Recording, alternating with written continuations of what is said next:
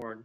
So yeah, the event is going to be recording. So if you guys doesn't want to show your face or talk, it's fine.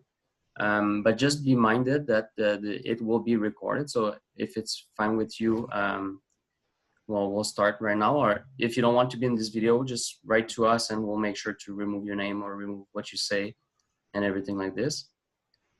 So I guess we can start now. So Frank, intro. Thank you, Yannick, very much. Good afternoon. I'm Frank Smith, coordinator of the National Educational Association of Disabled Students, NEADS. NEADS is a consumer organization that represents Canadian post-secondary students and graduates with disabilities. I welcome you to today's webinar on remote classes, which is a collaboration with the Quebec Association for Equity and Inclusion in Post-Secondary Education, AQEIPS. We are extremely grateful to AQEIPS for our ongoing partnerships to support disabled students in our community. This forum is inspired by a similar event organized by AQEIPS a couple of weeks ago that was very successful. There's actually a report available online. On that report, you can follow the link in the invitation that we sent out, the communication that we originally sent out about this event, to read the full report from the first webinar on this subject, which was conducted in French. Let's counter the isolation we are all feeling and discuss your needs while taking remote classes during the COVID-19 pandemic. Our webinar is timely considering most universities and colleges across the country have recently announced that not only will summer courses be conducted remotely, but that plans are in place for the same situation in the fall school term. We are hoping that this Zoom conference will allow us to better understand the challenges caused by this situation and hopefully find solutions to them. This event is for you to express yourself and to exchange with other students with disabilities. And I see we have some service providers on this meeting, on this Zoom meeting as well, which is very exciting. And now I'd like to turn the proceedings over to our speakers. And you've already met Yannick Rassico. He started off the event. He's the executive director of AQEIPS, and Gilda, who is the AQEIPS communication and linguistic services director.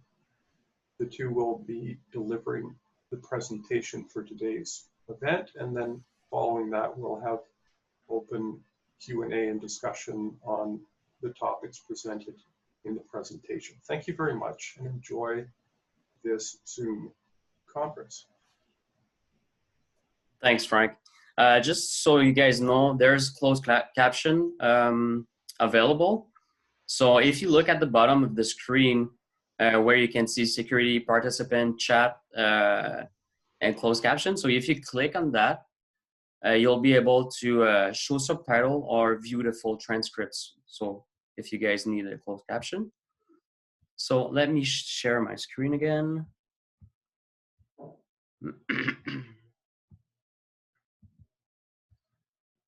right. I don't need to see. I kept saying, I'm sorry, Yannick, could you repeat the steps for the closed captioning so that I can put them in the chat in case someone needs a visual of how to access them?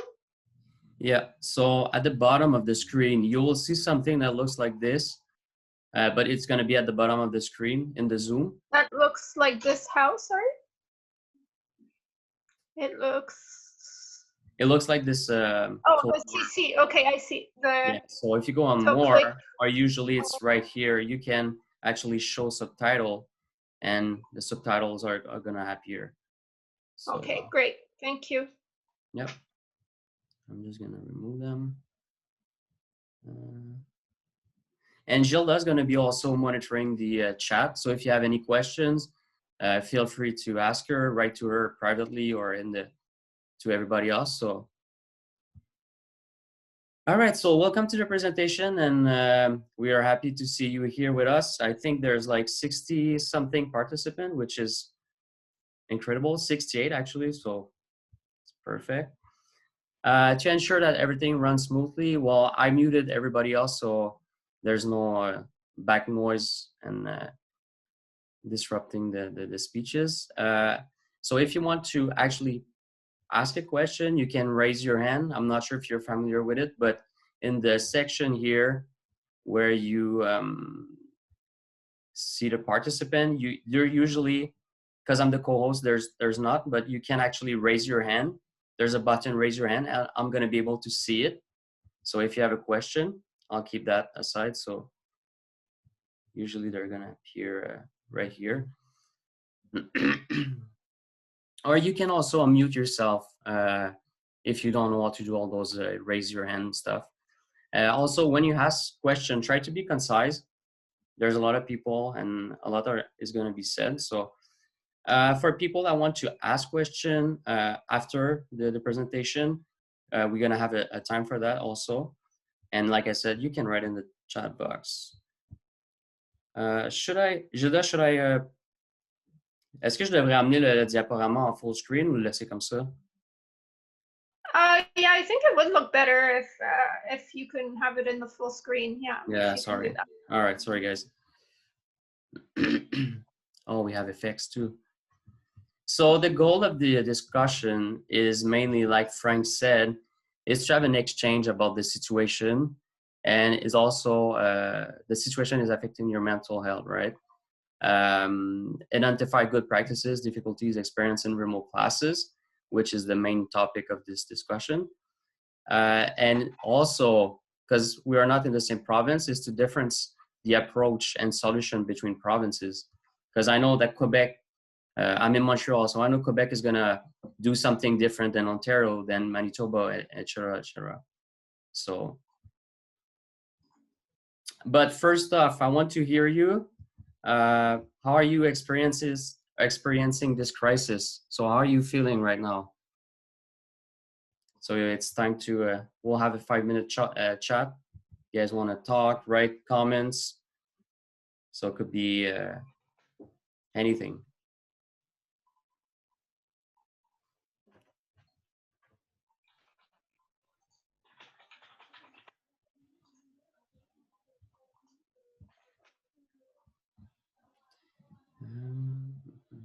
You can write it in the chat if you'd rather not Speak. share by speaking, yeah. So Jocelyn is saying, I miss colleagues and students. Yeah. Yeah, we miss the people we're used to seeing every day, for sure. Mm-hmm. My name's Laura. I'm feeling extremely busy and also very, very grateful that I'm not sick and that I am able to be in a home where I have space, that I can work and move around.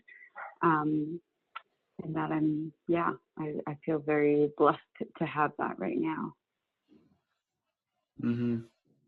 Thanks, Laura. Daniel said in the comment, at first I was feeling a bit uncertain surrounding living alone in my apartment, but I'm getting used to it now, slowly but surely.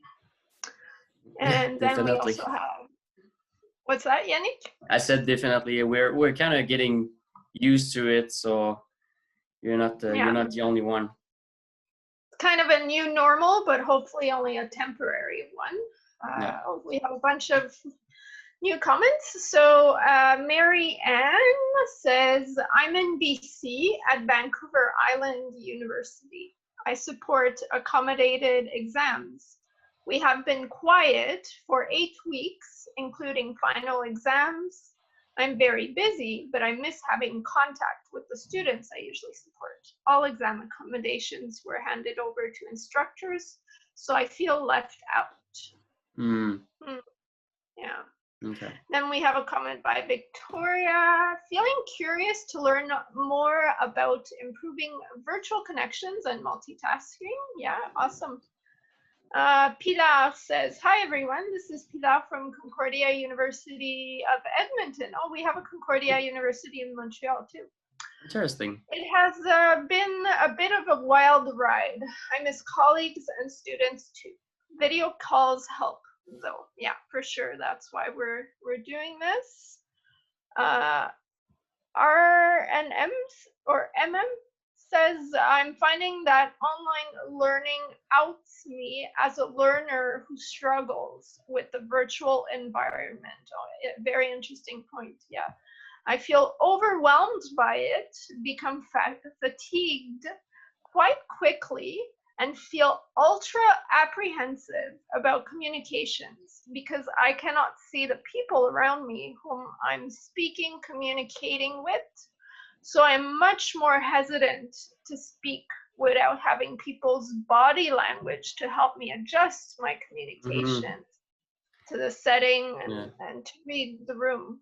Yeah, I guess, well, yeah, you make a point there. A lot of the communication goes with the body language. So yeah, that's something I'm struggling a little bit too with. So good point. Yeah, I saw an article. I just read I didn't read the whole article, but it was about how we can actually have direct eye contact on Zoom. Like, you know, we see our each other's faces if we choose to show the video, but we can't look into each other's eyes. Like yeah, try it today and you'll see. So that's definitely missing. So another comment by Fotula, missing family, glad for Facebook and virtual meetings to see familiar faces, but not the same thing. Initially, when we were sent home, we were busy with accommodated testing, and that kept us busy while we tried to assist faculty and students with online platforms. Now things have been quiet. Yeah, definitely. Karma Anderson is saying, I've been feeling overwhelmed, trying to support student mental health and also take care of my own. Yeah, I think a lot of us have been feeling overwhelmed. Definitely, yeah. All right, maybe a last one. Okay, there's 3 left. Sorry, but there's four short ones left. I'll read these 4 and then we'll move on. Perfect. Okay, one more added itself up, and then we'll read that and move on. Laura says, I'm finding that a lot of students who are coming to me feel very overwhelmed and have increased anxiety. And I'm needing more than I usually do to be careful not to take that on myself. Yes, other people's anxiety can increase our own for sure. I'm an ASL interpreter, and eye contact is an integral part of interpreting, and that is missing. I feel like I am interpreting into space. Yeah, good point. Yeah. Wow, yeah. Elizabeth, I'm starting a doctorate, and starting online is quite difficult. Yeah, I bet. Tristan says, from Wilfrid Laurier in Ontario, I'm an online student already, but the extra stresses are a challenge for my executive dysfunction. I hope that schools with online programs learn from this experience to improve their methods for the future. Yes, great point. I sometimes have felt devalued as an online student, but now it's the majority. Interesting, yes. Okay, last comment by Chelsea. All right. I find the most difficult thing is the online management system. It is not accessible. Yes, there are accessibility issues on these platforms for sure. So thank you everyone for sharing. Thank you so much. Thank you for sharing. So we'll keep going with the presentation. So next we'll have, like, a lot of you guys talked about mental health. So we'll have a little bit of talk about this to help us understand what we go through, and it's just a little training, I guess I could call it. So Gilda's gonna give it. She's familiar with it. Thanks, and I'll talk about this part. I'm gonna show 2 like charts or tables that were developed by the Mental Health Commission to offer trainings in the workplace about mental health, but they definitely apply to educational contexts as well, or any context, I feel. And they're great tools to self-assess the state of your mental health. And we thought it would be, oops, oh, there it is again. So we thought it would be good to talk about this, because even before the COVID crisis, we know that a lot of students were struggling with mental health, anxiety, etc. It can be very stressful to be a student. So we wanted to see how you're feeling and how the situation has affected that. So this continuum of mental health includes everyone. So it includes people with diagnosed mental illness, but also people who don't have a permanent mental illness per se, but who may be struggling with their mental health. So at the top, we see optimum mental well-being, and on the left side of the screen, you have people who have a diagnosed mental illness, and on the right side of the screen, it is people who do not have a permanent mental illness. So the state of optimum mental well-being, so on the left, the top left, for a person who has a mental illness, so person, if they are in an optimum state, they will, so for example, if they have therapy, accurate medication, and they're doing well, they have activities in their life that they enjoy, they feel a sense of security and support, they would be in this area of the chart. So the example they say here is a person who experiences a high level of mental well-being despite being diagnosed with a mental illness. And on the other side, a person who, the example here, we have a person who has a high level of mental well-being and who has no mental illness.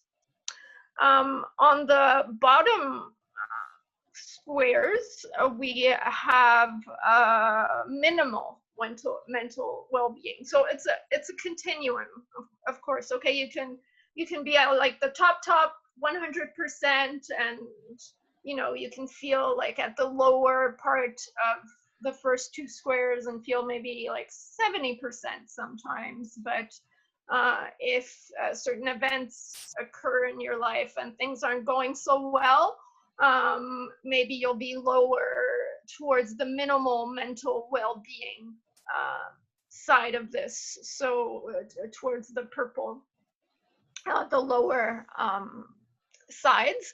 And on the side of a person who has a mental illness, they say example of a person experiencing mental illness who has low level of mental well-being. So perhaps they haven't been diagnosed properly, perhaps they don't have the right medication, they don't have access to therapy, they don't have social network support, they may be struggling with various things like financial struggles, like many of us are now. And on the other side, a person who doesn't have a permanent mental illness, but can go through periods of anxiety, depression, after difficult life events like death or loss of a partner, loss of a job, all the things that can cause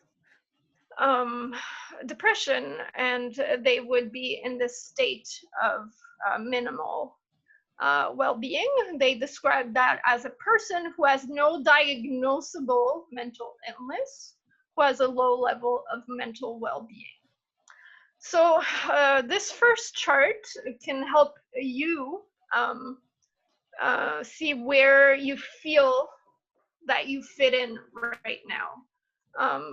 I think with the crisis, many of us can feel like we're more on the lower side, and you know, you're not alone. Make sure to reach out. I know NEADS has weekly check-in coffees, they call them, like virtual coffees on Friday afternoons. So if you need people to talk to, please reach out. Okay, so Yannick, we can move to the next slide. All right. So I had the French version here too. By the way, if anyone would rather express themselves in French, I can translate. You can write a comment in French in the chat if you'd like. Okay, so we can move to the next one. All right.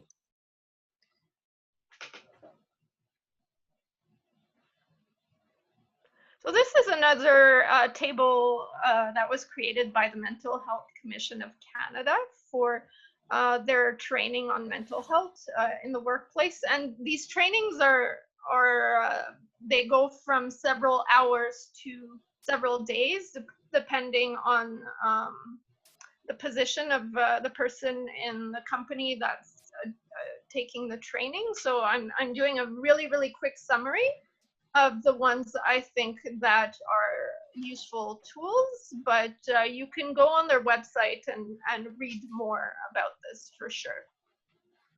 So it's again here a continuum that goes from healthy to ill, and we have colors. There's green all the way to dark red.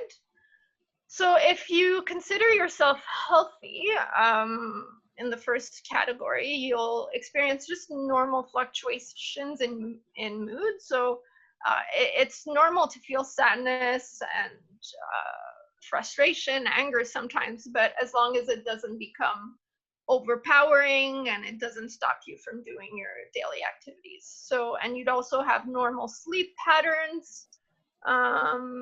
You feel physically well and full of energy. You're consistent with your performance and socially active. So we know that right now it's a little bit difficult for a lot of people to be socially active, where a lot of us are feeling very isolated. So that's something to think about. And on the bottom part of this table, we have actions to take at each phase of this continuum.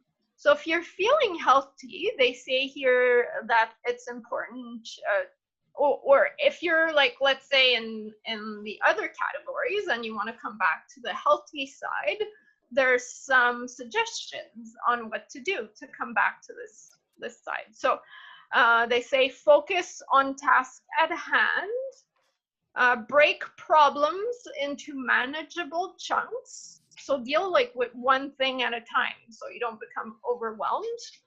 It's like living in the present moment. Oh my God, I did a meditation course this morning and they were talking about that. And that's kind of what it is, like living in the present.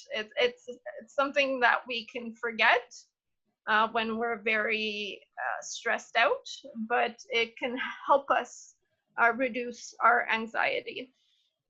And then it says identify and nurture support systems. So friends, family, therapist, the NEADS coffee chat, like I said, on Fridays. So it's really important to have support systems to be mentally healthy and maintain a healthy lifestyle. So that would be adequate nutrition, rest, trying to exercise as much as possible, getting fresh air, trying to go outside. All right, and if we move to the second column, the yellow one, reacting. So starting to feel some nervousness, irritability, sadness, trouble sleeping, feeling tired, low energy, muscle tension, headaches, procrastination, decreased social activities.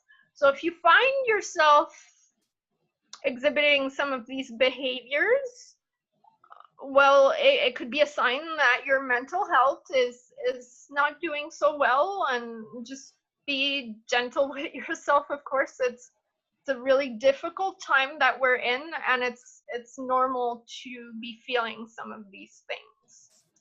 And in the actions to take, here we have suggestions to recognize your limits, get adequate rest, food, and exercise, engage in healthy coping strategies. So find things that make you happy, like, you know, sometimes I go to the park to read a book just to change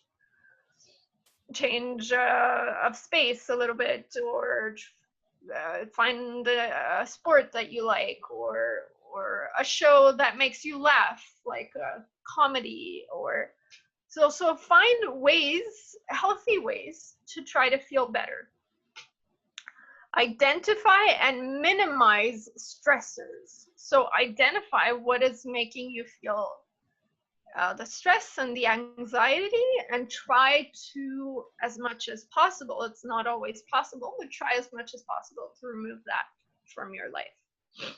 And then if we move again to the next column, the orange one, injured. So mental health here would be suffering even more. There can be feelings of anxiety, anger, pervasive sadness, hopelessness, restless or disturbed sleep, fatigue, aches and pains, decreased performance, presenteeism. So this would be, because it was designed for the workplace, this would be people who are missing a lot of days of work, but if we apply it to the school context, it would be students who are missing a lot of days of school, or their remote classes, if you have a hard time being motivated to do your remote classes. And this can also lead to social avoidance or withdrawal. And some actions to take if you find yourself in this area. Identify and understand your own signs of distress. Talk with someone, very important to talk with someone. Seek help.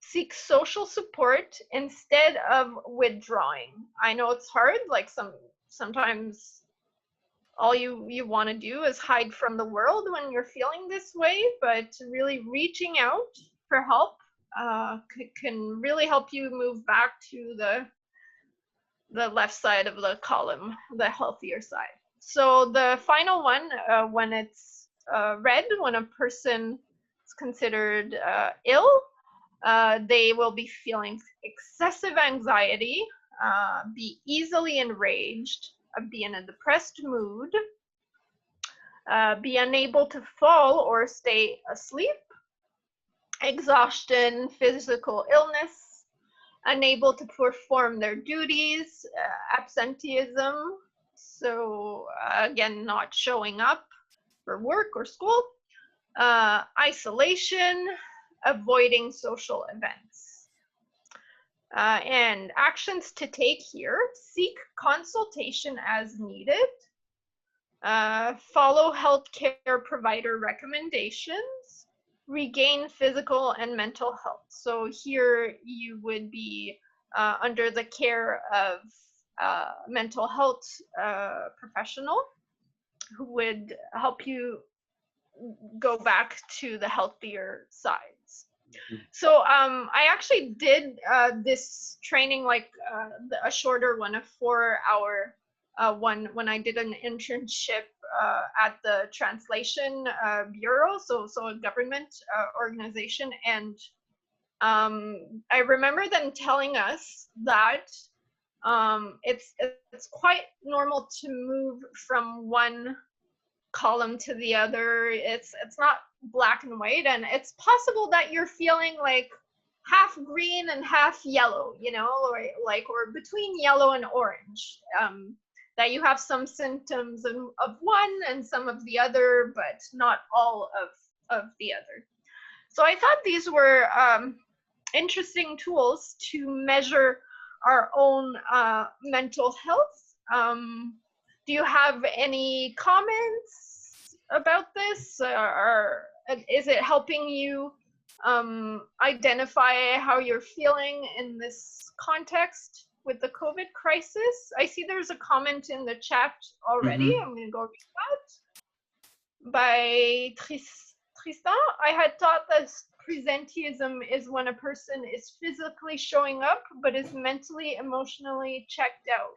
Oh, you're right, Tristan. I'm sorry about that. Yes, I confused presenteeism with absenteeism. Mm-hmm. So presenteeism is when like your body is there at work or school, but you feel that the person is just like not focusing and not participating as much as they could because their mental health is suffering.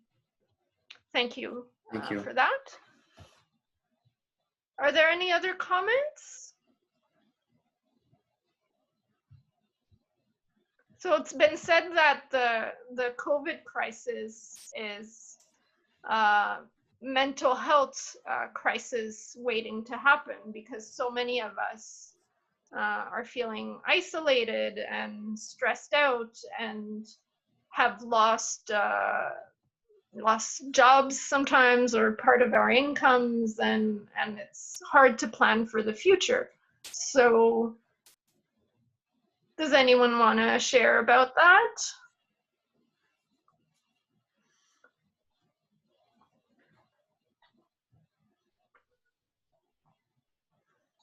No, if there's no comments, we can continue. Okay. That's the same one in French, right? Yeah, the French version. So you can go on their website if you're curious to learn more about this.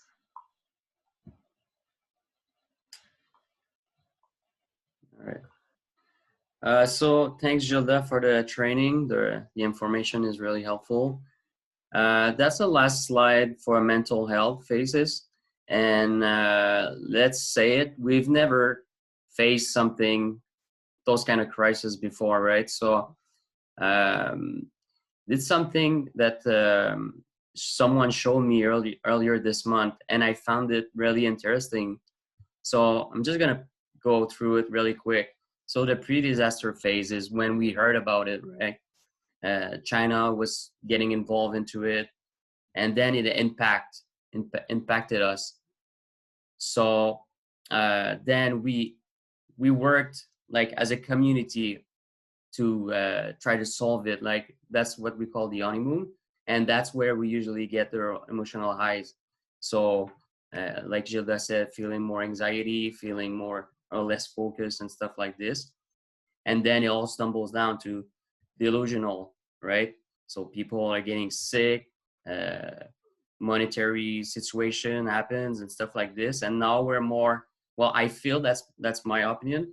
I feel like we're more in this reconstruction phases where it's a new beginning, maybe the end of the tunnel, hopefully, I don't know, but we all hope. So yeah, I found that it was a little bit helpful for me to situate myself where, okay, I felt the honeymoon where I was staying home, taking care of myself and working as a community, and then yeah, going through those phases. So yeah, that's about it.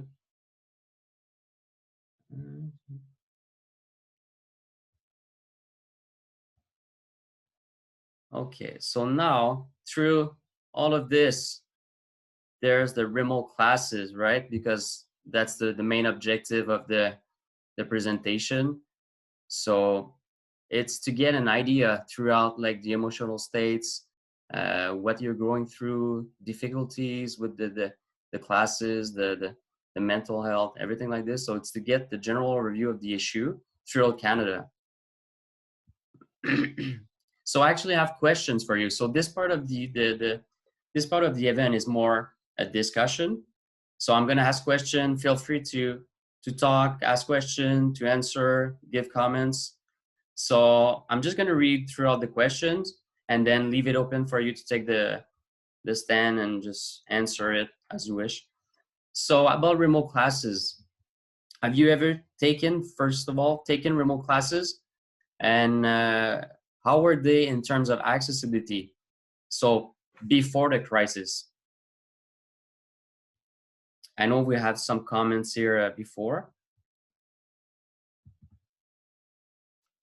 So if you want to answer.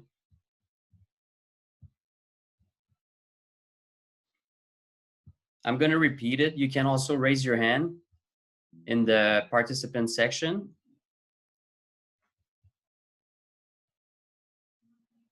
So we have a comment by Laura. Okay, the comments are coming in. Laura says, yes, I have. 10 years ago, they were awful. Now they are better. Still not perfect. Interesting, Laura. Can you tell us how you think they could improve? Do you have any suggestions for that? Then we have a comment by Sad, who says no, but it was interest to learn all new programs. So an interest to learn about them. Marianne says, I did my MA by distance. It was very remote, a very traditional approach, being assigned a tutor and a reading list and not much more. Wow, well, kudos to you for remaining motivated. Like that sounds very difficult for motivation. Tamaka says, I think that it is new for some students, but also new for some instructors. Yes, you're right, Tamaka. In the event that we did in French on the subject, there were quite a few professors, university lecturers that commented on how they had to like really improvise and create online courses without even knowing how to use the programs to do so, and it was difficult for them too. So I think we have questions for professors after. If there's if there are any professors with us, you can comment on that later. So Baldine says, I took online classes at Hunter College 5 years ago. It was using Blackboard. I had to ask the instructor to provide assignment examples, which he did after the first course. Okay, so that seems like a good experience. Laura, there are some compatibility issues with Access software. For example, read and write goals. An example is when taking exams online. A lot of programs use programs that lock down the computer, which sometimes cuts out access and features programs. Oh, okay, I see. So you can't use the programs together. Yeah, that's definitely an issue. Marianne, it was very difficult for motivation. Oh yeah, she was, Marianne was talking about the MA before. It took 3.5 years to finish while I worked full-time, raised a child, no support from university as distance student. Oh, that's, wow. Wow.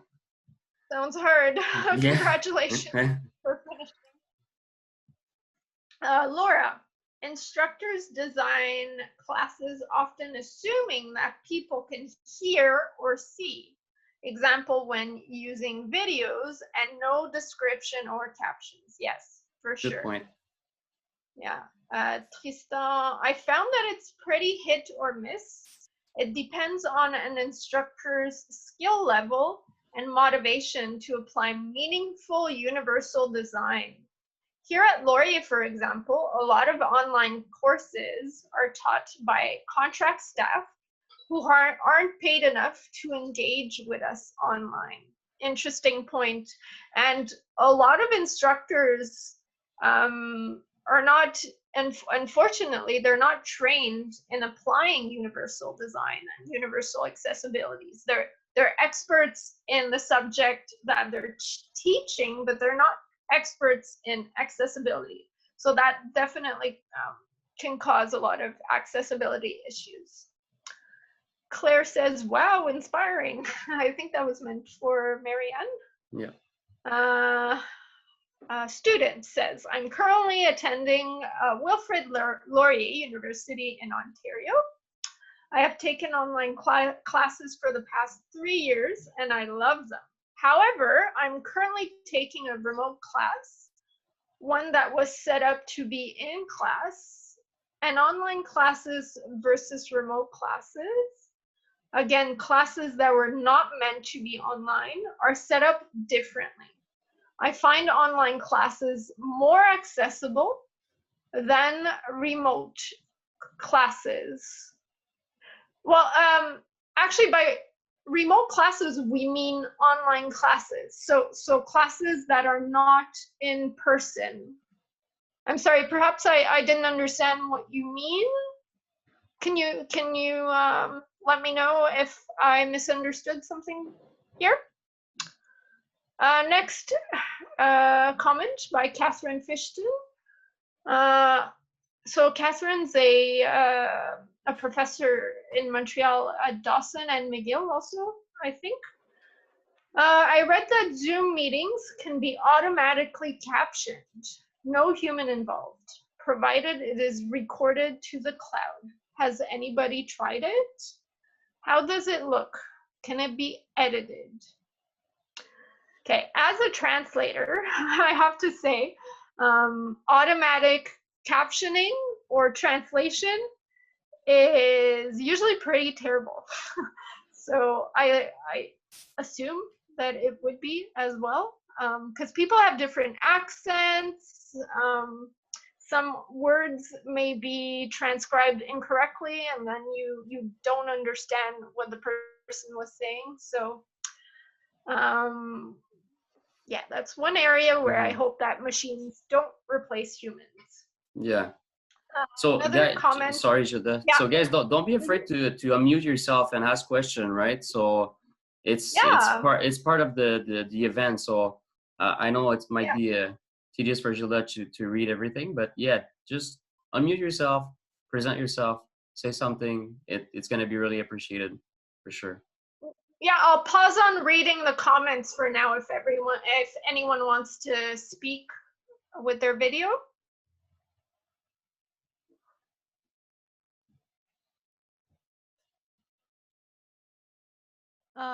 Yeah, my understanding has been that usually when people are talking about remote classes, they're talking about a class that was supposed to be taught in person that was suddenly shifted to online.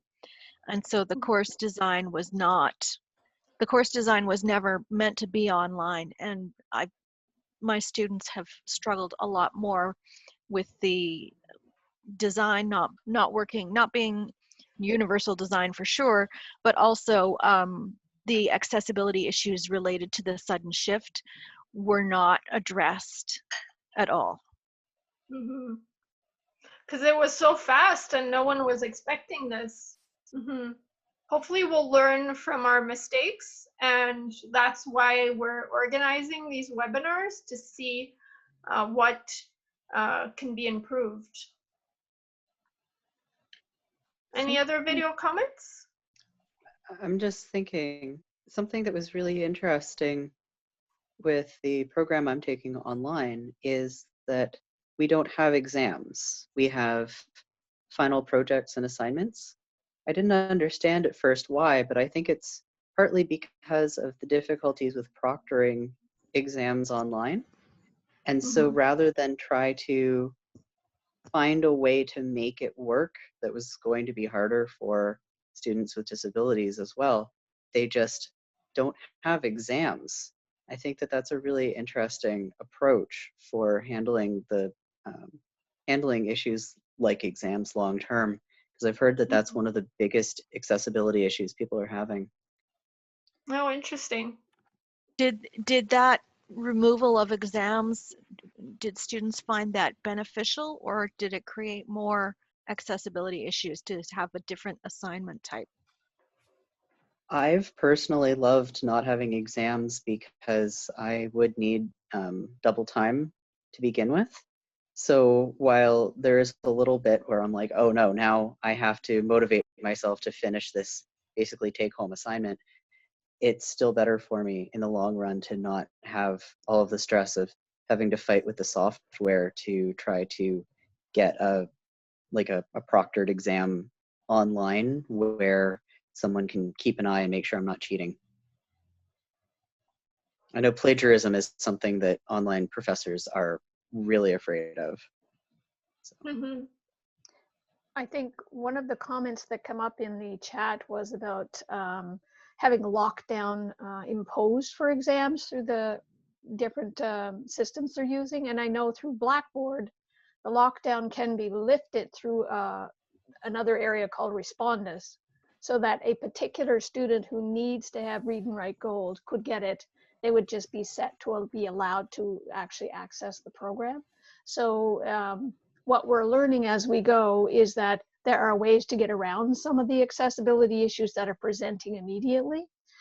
We had immediately, sign language interpreters were not accessible for an exam for a student through a lockdown in Blackboard, but by designating that student to have permission to have Zoom, we were able to get the interpreter available. So it's a learning process too, I think, in finding our way around systems we haven't used before.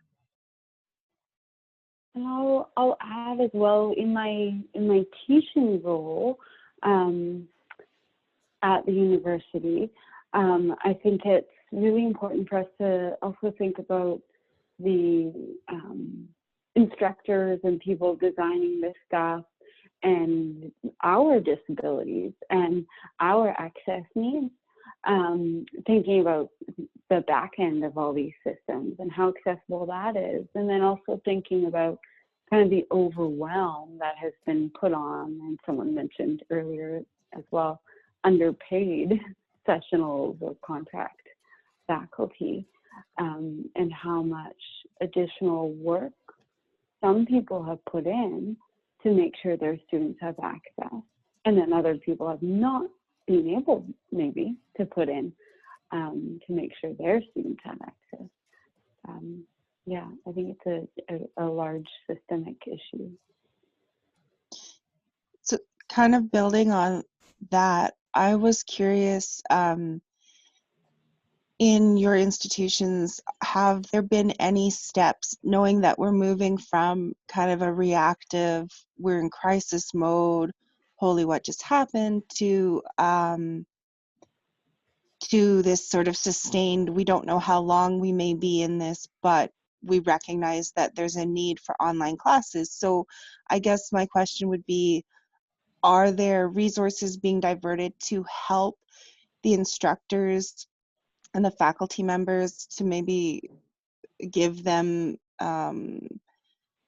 greater training so that they can create more accessible online programs and feel more comfortable and not overwhelmed?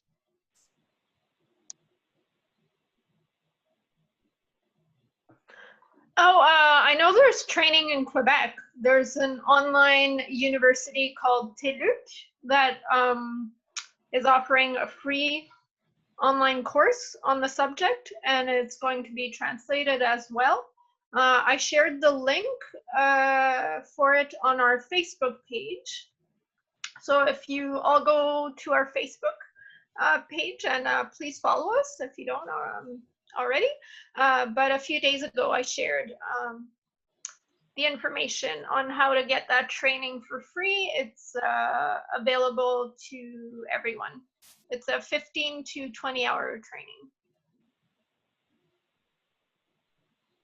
So yeah, are you going to be able to share the link in the, because I see some people Sure. don't use Facebook, so I think it's a, and do you Yeah, know? I'll go find it. Yeah, okay. I'll go find it and share it.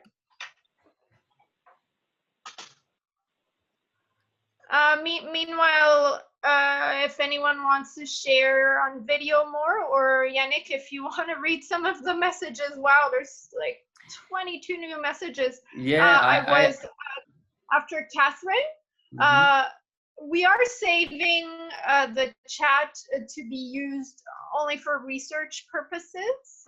Okay, we won't be publishing this anywhere, but thank you for your comments. I'm sorry if we don't get to read them all, but please rest assured that we will be using them in our future research. So Yannick, if you want to go through them while I look for... Yeah, well, perfect. So Sahad, you posted that U of T Test and Service is using Microsoft Team, which is similar to Zoom. So I posted a question: is it in terms of accessibility, is it the same, or there's a difference?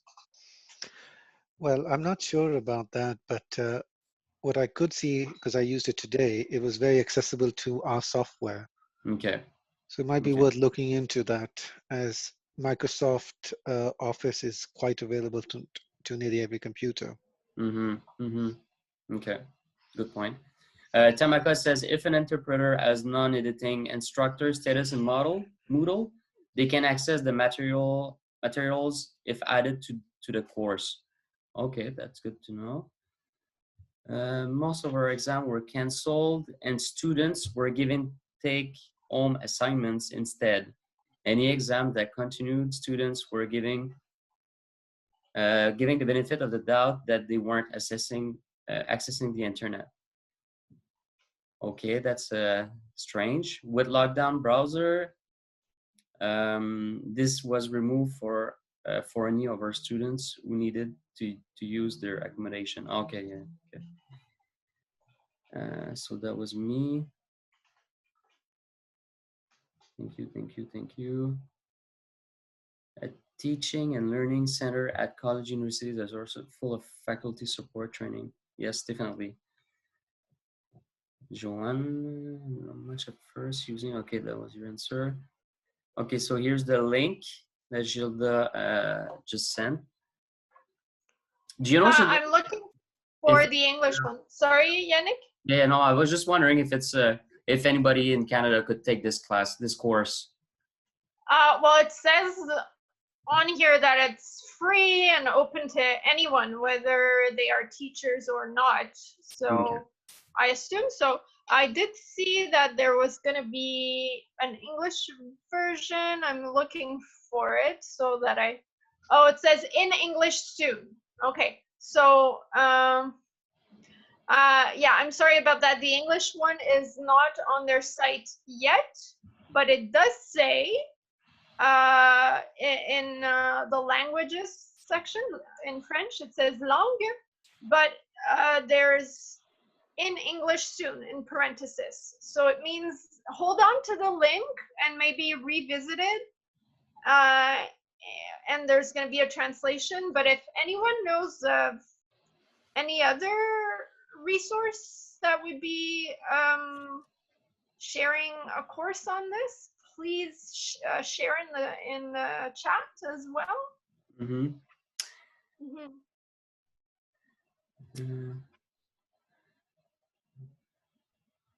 I was part of a project this summer at Laurier to try to put together basically a short course for online instructors. Ironically, it's gotten put on the back burner right at the point that I feel like everybody could make a lot of use of it. Oh, that's bad time. Yeah, because the university is in crisis mode right now, and teaching and learning is busy, I guess, just sort of metaphorically putting out fires right now. So they're not, they don't have any resources to put towards actually publishing what we had filmed. Yeah. I see a lot of people are answering and sharing links. That's resourceful. Thank you. So I'm Frank just shared. Thank you, Frank. Yeah, thanks. I'm just gonna keep going with the question here, so we don't finish later than supposed to. But I guess we jumped the gun on this question. Are you experiencing difficulties while taking remote classes? And do the services centers for SWD support you through all this? So do you have support from the service centers, and are you experiencing difficulty at this moment, knowing now like the mental phases and everything else that's shifting around and stuff like this? So, and I know we already talked a little bit about this one, but now we can.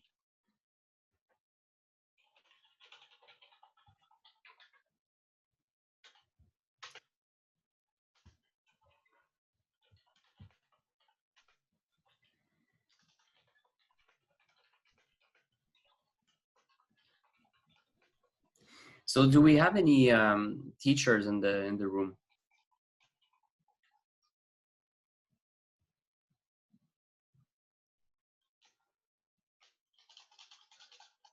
I'm Catherine. Yes, I teach at Dawson College. Yes. Hi, Catherine. Hello. And did you have support through the services centers at your university? We do have support available. We have to email and they will help. But this semester, somehow, I haven't had any students that needed any accommodations other than extra time on a Moodle exam. And this I can do myself. Okay. And Catherine is teaching in Montreal. So maybe it can differ from provinces to provinces or school to school. But it's good to know that there's support. Anybody else?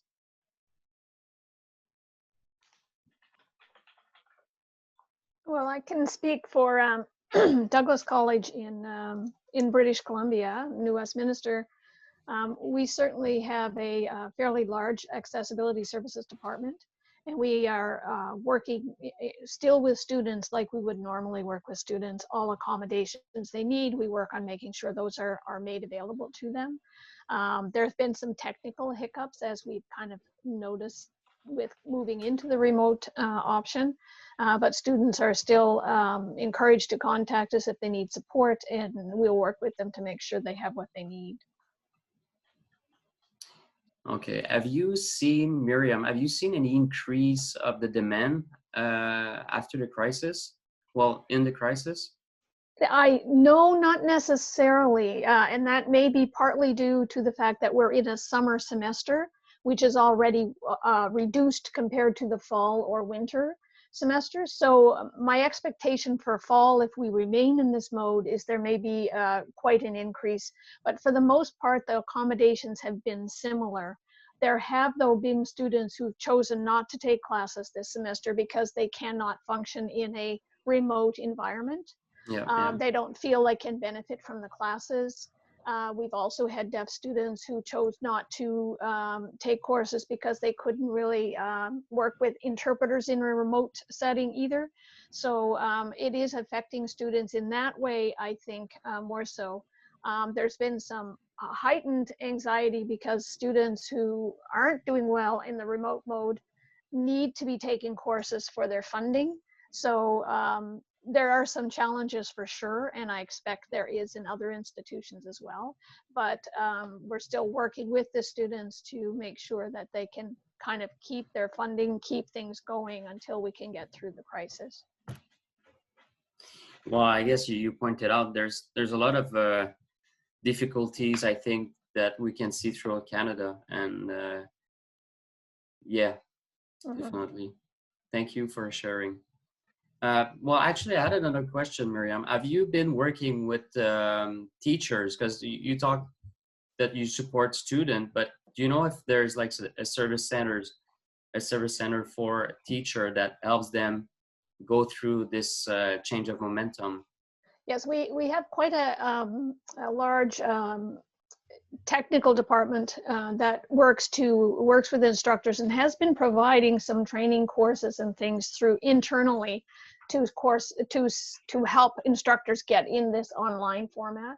So there's been a lot of work on that side done with instructors to help them get on board. our department, I personally am in fairly close contact with all instructors who are dealing with, say, deaf or hard of hearing students using interpreting or transcription services.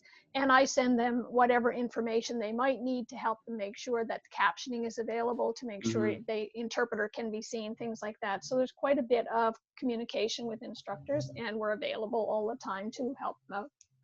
Okay. Okay. Good. Thank you. So anybody else that wants to share that if they have like experienced difficulties, or they had to go through support with the service centers?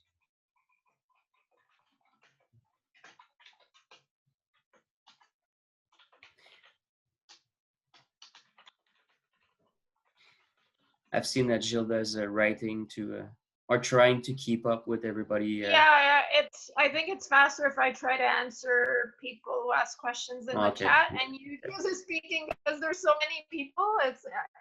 We won't have enough time to read everything otherwise. Yeah. So do you want to answer a little bit of the comments, or? Oh, I have been. Okay. I'm typing in the box. Right. Yeah. Yeah. So I guess we'll go through the next slide. So on a more constructive note, like we've seen that programs have been adapting, and I think a big part of this crisis and the problem is now we realize that remote classes are problematic to students with disability, but remote classes has been there for forever. Like, I mean, those problem was there before, and now we just happen to notice, oh, well, it's not going to work for those kind of students. So on a more constructive note, do you guys have any solution? Like, so like, I know we have to move forward. We have to learn from our mistakes. We have to keep on building to make it happen so we can go through with it. But if you want to share, if you have ideas, like I know you guys have been sharing ideas in the chat room. If you want to share ideas or a program or a facilitator that you use, it will be much appreciated. I want to mention also that AQEIPS is working on a webinar on inclusive and accessible education. We'll have college and university professors who are experts on the topic talk about that. And we're hoping it's a training that other professors will want to take to apply those measures in their classes. So that's a solution that we're trying to work on. Does anyone have any other suggestions on what we could do to make remote classes more accessible? Well, I think, and this is Laura again, I think it's been interesting to notice how in some ways it's become more accessible for some of us with chronic health conditions or disabilities. There's some types of classes or types of learning that we've been saying, we need this remotely because, you know, I have bad days with flare-ups and can't leave the house, for example.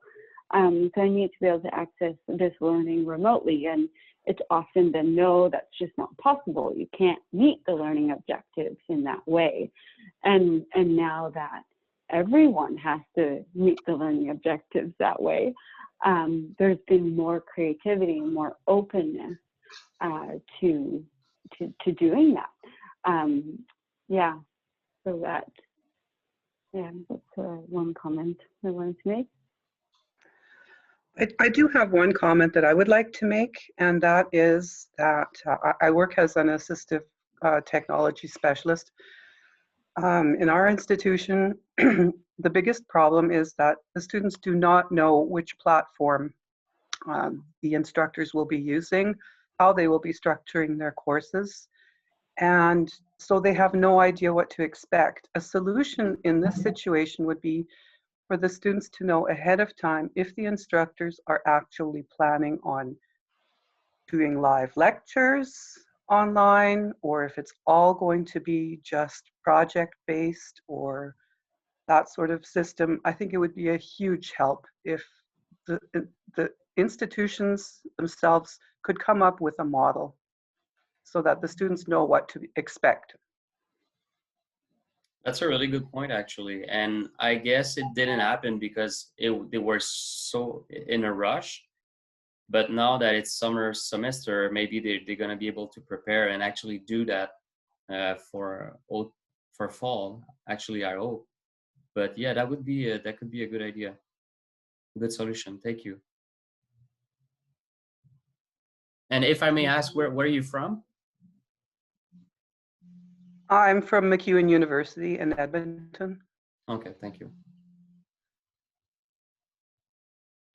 There's a really interesting comment by, I can't see if it's RNM or MM. Anyway, that I'll read out loud. I think it is a different perspective that we haven't mentioned yet. Additionally, there is very little in the way of trauma-informed elements for course design, given the pandemic context. Although certain types of courses, such as Indigenous-centered courses, are, and usually do, including considerations about how learners can bring their whole selves into the space, including potentially heightened anxieties or general life realities, in order to allow the learning space to be more responsive. So there may be some really worthwhile synergies between accessible teaching and learning online and educational development innovations for Indigenous knowledges courses shifting online. Really interesting. Yeah, something we hadn't considered.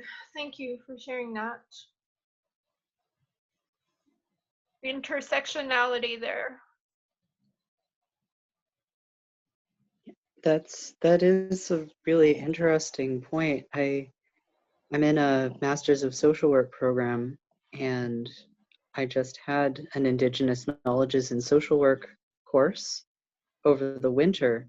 It was one of the best courses I've taken so far because it acknowledged all of the realities of being a student, being an online student, and it really integrated the ways that the technology would impact the learning experience into a discussion of how society affects how we learn.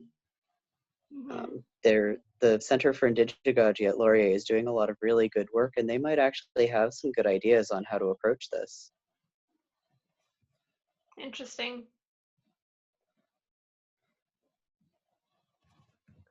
Anything else, or should we move on?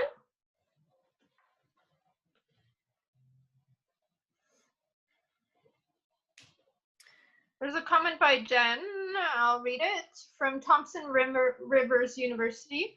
I'm the Accessibility Experiential Learning Coordinator in the Career and Experiential Learning Department, and I instruct career management. I recently did a webinar about reframing productivity and hacks for staying on track while working and studying from home. This comes from a universal design perspective and addresses the reality that we are all learning and working in different ways as a result of this crisis. Thank you. Interesting. So the next person's asking, what was the webinar? Is it available still? If there's a link that you can share, please share it in the chat.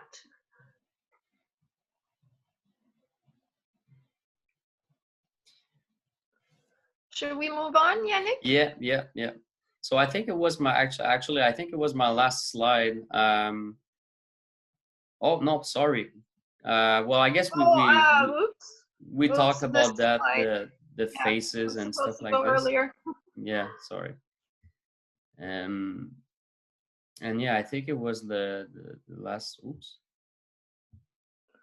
the slide with the info of the Yeah, maybe you want to leave it on for. Can you leave them on a little bit longer so that people, if people want to do a print screen, so they have the information? Yeah, I'm just trying to just give me a second. It didn't oh, here, sorry. Okay. So I'll come back with the French one.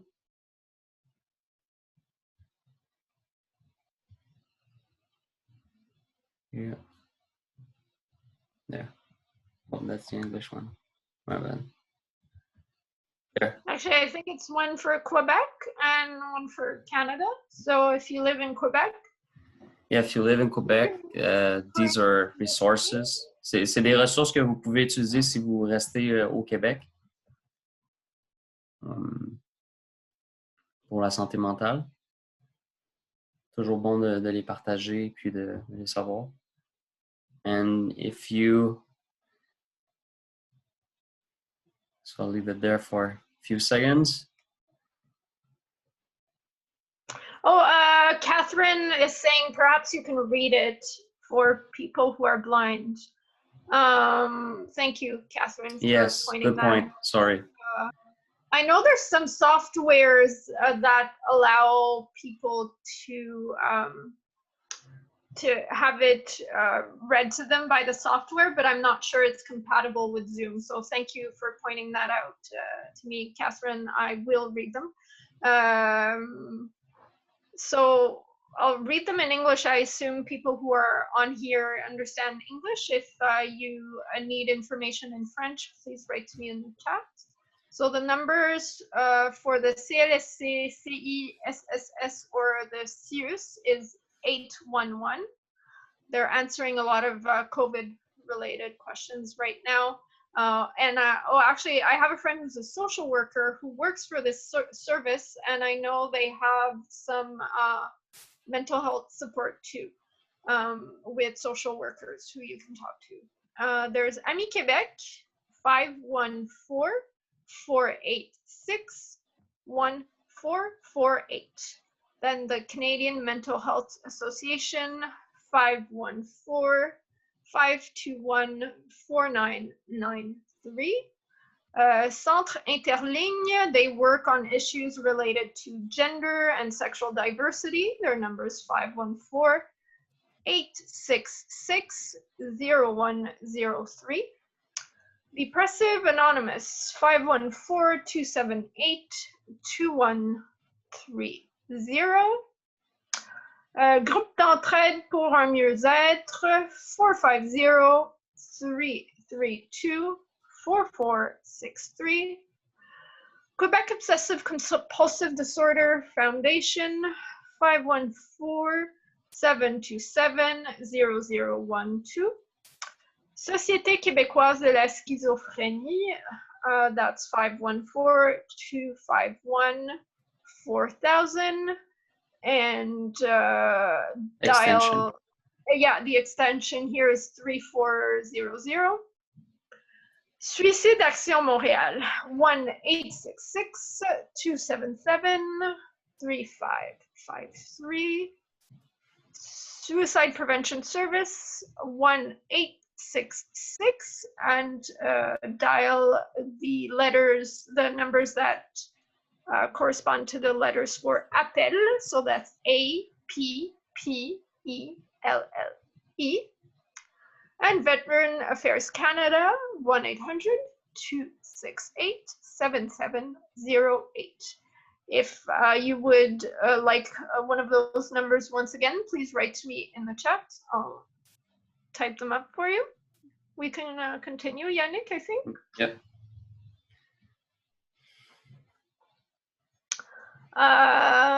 So for Canada now, mental health resources in the rest of Canada.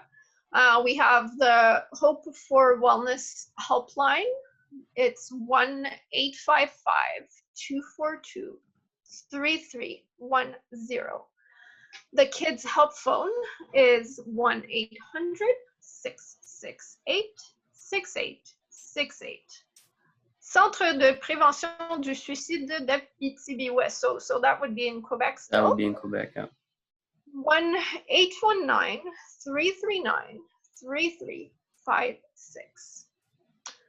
The CMHA in British Columbia, Vernon, 1-888-353-2273. Distress Centers of Greater Toronto, 1-416-408-4357. And you can find more on the suicide prevention website. That's HTTPS with the slashes and the colon. Well, so colon / suicideprevention.ca/need-help/.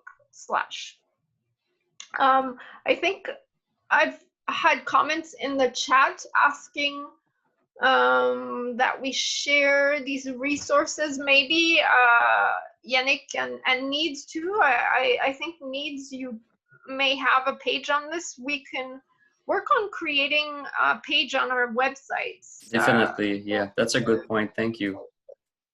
Yeah. And we have Joanne here that says, going back to the question about possible solution. Oh, do you want me to read it, Yannick, or are you? Yeah, sure, go ahead. Yeah. Yeah, I found that the students I support benefit from someone going through the course websites to help them navigate what is happening in each course. Each prof uses the course websites differently, and it can be difficult to navigate each course site to find out who is doing what, when, how, whether they use Zoom, online chat, or other. Yeah, it's true. Yeah. Mm-hmm.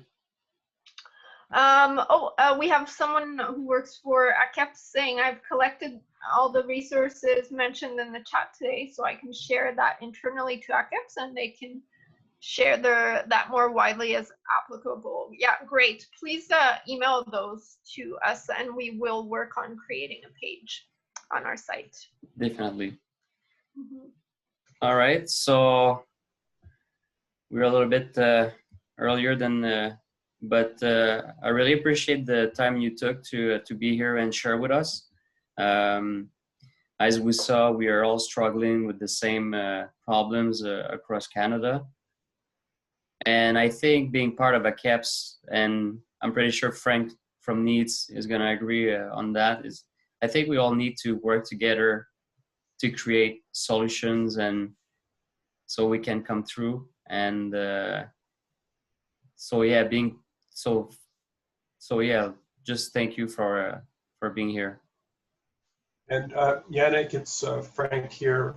I want to thank you and Gilda and AQEIPS for putting on this session today. It's been really fascinating and informative, and it's amazing to see students and accessibility services staff and others who joined us from across the country to participate in this discussion. I found it extremely informative and really enjoyable. So I want to thank you very much, and I know we'll continue to collaborate with AQEIPS going forward as we have in the past on future events like this, addressing different subjects. And certainly I encourage people to contact our office, to visit our website, which is neads.ca. We have a financial aid resource called disabilityawards.ca. We're on Facebook and Twitter, and please reach out, communicate with us. We do have another event coming up on financial assistance next week on Tuesday night from 6 to 7 p.m. Eastern Daylight Time, which will be a collaborative financial aid workshop with Students for Barrier-Free Access at the University of Toronto and the York Federation of Students Access Center. So I encourage people to join us for that event. There's information on our Facebook page and on our website about that event. And once again, thank you so much, Yannick and Gilda, for doing such an excellent job. And I really appreciate all of the incredible comments and information shared by people in the chat and in the video and through their phones or however you're connecting with this event. It's really, these are trying times, but I think that we'll all get through this together. Gilda had mentioned that we have a coffee chat every Friday from 3 to 4 p.m. Eastern Daylight Time. We welcome people, anybody who's interested, just to, it's a very informal opportunity just to touch base and check in and share information and talk about different federal government programs. For example, the Canada Emergency Student Benefit, I believe that's application process for that has been launched online today, I believe. And so there, we also talk about various programs and initiatives that are available to post-secondary students with disabilities and graduates with disabilities from federal and provincial governments. So we're sharing information as much as we can. We would like to as well share on our website and our Facebook pages best practices of campus disabled students organizations and accessibility services offices. So please email me at frank.smith@needs.ca or share information through our Facebook page, because we would like to share your best practices and experiences as much as we possibly can. Thank you, Frank. And I've seen people. Oh, go ahead. Sorry, Yannick. Go ahead. I'll go after you. Go ahead. Well, I was just saying that people are sharing their email in the chat to keep sharing info and stuff like this, which is great. Definitely, I encourage to do that. Yeah, I think they are sharing their email because they wanted to be added to the list that Frank was mentioning. So I'd ask you all to please email Frank to be added to the mailing list. Frank, can you type your email address in the chat for them? Yes, I will do that right now, Gilda. Yeah. And also we have a newsletter that we put out, electronic newsletter that we put out. We have been putting it out once a month, in addition to the information that's up on our website and we have various web platforms and Facebook. So, but we also have, using MailChimp, we have the NEADS listserv, which we're sort of phasing out. We're moving to a platform using MailChimp for our electronic newsletter and for communications on an ongoing basis. And I should mention that we're also a member group of the Council of Canadians with Disabilities. So if you would like to connect with us with anything relating to persons with disabilities on a national level and recognize that we have that partnership, and we're a member group of CCD as well, and we're part of that community, then please feel free to communicate with us if you want to get in touch with folks at the Council of Canadians with Disabilities as well.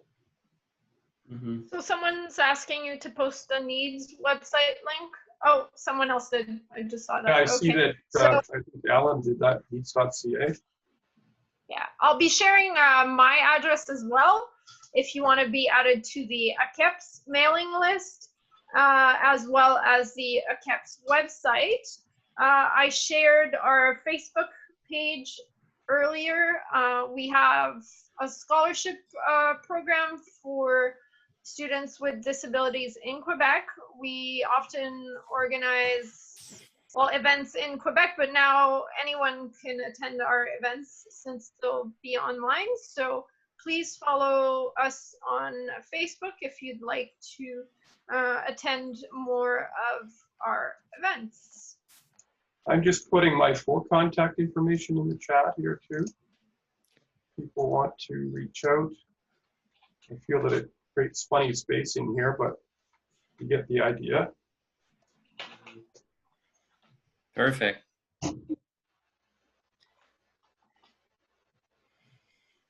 Well, once again, thank you everybody to that showed up. Thank you so much. It was fantastic. Yes, thank you.